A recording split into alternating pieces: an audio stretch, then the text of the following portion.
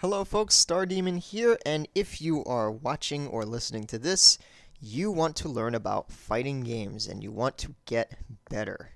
Well, I've decided that since I play so many newer people, and since I don't really have time to explain everything to them and they don't really have time of their own, I'm going to make a short series about how to get better and how to get into fighting games.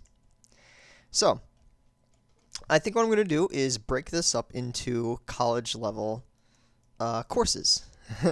We'll have a 100 level course where I'm going to give you 100 level stuff. I'm going to tell you about, how to learn some basic stuff, some ground rules, an introduction before we move forward, and you will have a good idea of how to go into this.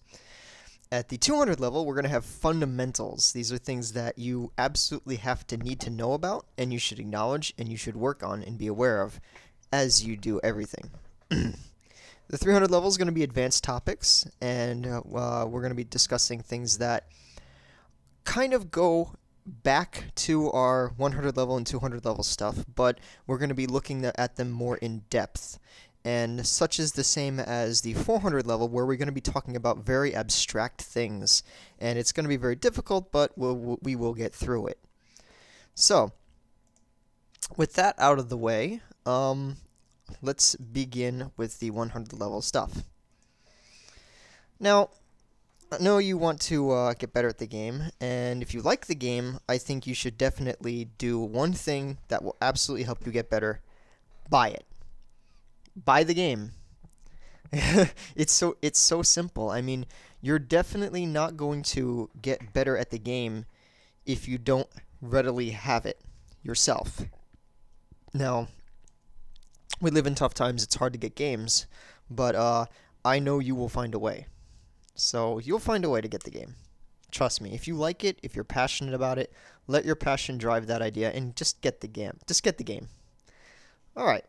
So that's, pretty simple. The second thing, now that you have the game and you bought it, is you have to learn the rules of the game. Just like any other game that you have, ever, a board game, a collectible card game, even a fighting game, they have rules. You have to know how to play. And I'm not talking in how to play inclusively, talking about all the things I'm going to be talking about in this series. I'm talking about what are the basic rules of the game? What are the basic mechanics of this game? I mean, if you're playing BlazBlue, you need to know what barrier blocking and insta blocking and what guard primers or guard leaper do. Guard leaper. If you're playing Guilty Gear, you need to understand what slashback is. You need to understand what faultless defense is. You need to understand all of these things. You need to know the rules of the game. Because if you don't, there's so much you're missing out on, and you're just going to get beaten because you didn't know one simple thing that's in the manual. It's in the manual. There's no mystery about this. You don't have to ask anybody about it. It's in the manual. Read it. Try it. Alright, so now you learn the rules. You know what the rules of the game you're playing are. Now we're going to talk about picking a character. Now, you may or may not want to pick a top tier. That's up to you. I'm not going to judge. But just know, and I'm going to warn you now, that some characters are more basic, and some characters are more technical. And characters have different roles as well. Your job, when you pick your character, is to feel out what roles or what jobs characters have that you want to do. Try them if you'd like. I encourage it. But definitely understand that between a technical character and a balanced character, as a beginner you want to play a balanced character because it'll probably give you a better idea of how to play the game at its most basic. Pick a technical character if you'd like. That's fine too. I started with a technical character. It's a little harder and you may have trouble learning fundamentals, but you will eventually learn them if you pay attention to them. So, pick carefully, pick characters you enjoy. If you're not sure, I highly, highly recommend you play story mode.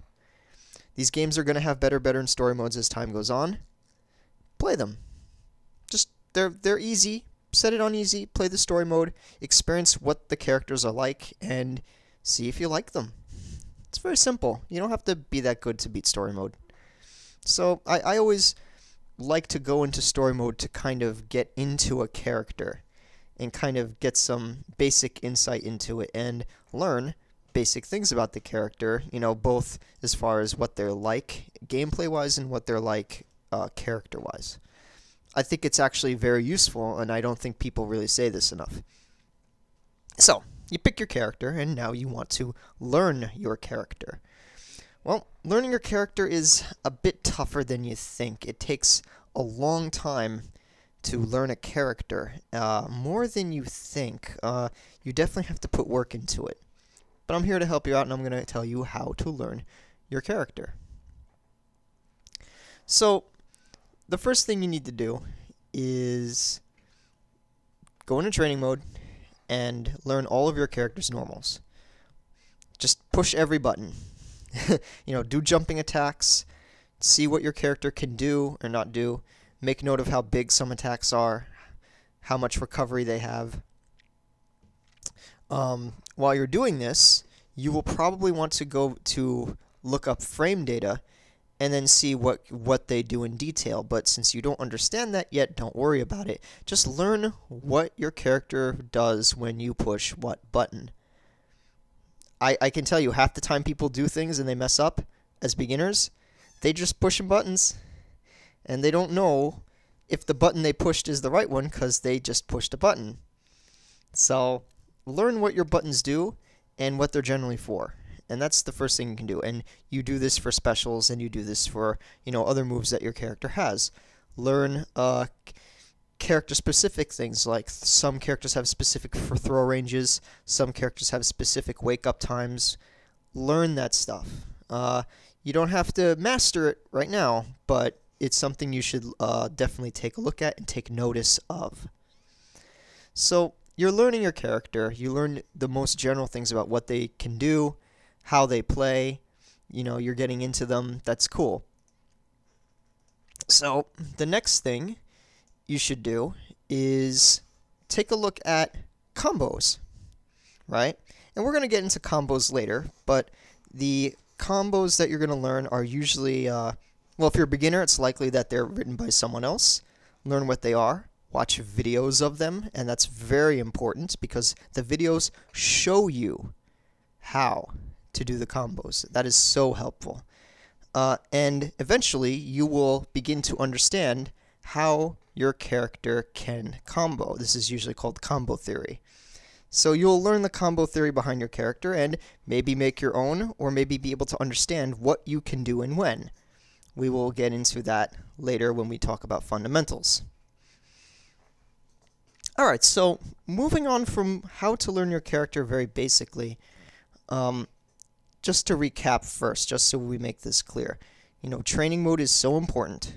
Spend time on this. Learn all of your character's moves. Learn as much as you can about them. And very specifically, make sure you understand what links they have or what their Gatling revolver or Gatling/revolver action tables say, because those are so important. The first thing I do whenever I try a new anime game and I'm playing a character I don't know anything about, I check the Gatling table. Always do that. If you check the Gatling table, you actually gain a tremendous amount of information that's very simple to act on. We will talk about that when we talk about combos and fundamentals. Alright, so now, I think I'll take this opportunity to take a break. Join me again when next time we're going to be talking about the community and attitude. It's going to be a pretty important lesson, and it's going to help you a lot.